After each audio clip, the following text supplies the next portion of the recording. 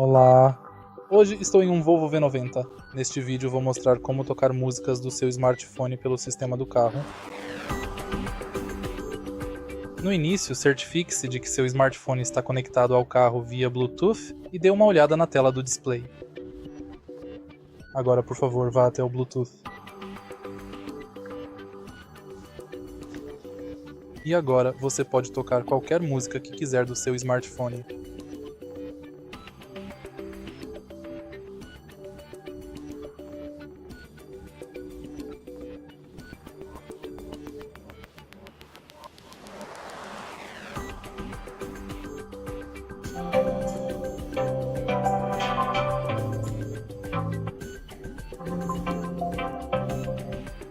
Se você achou este vídeo útil, por favor, deixe um like, comente e se inscreva no canal.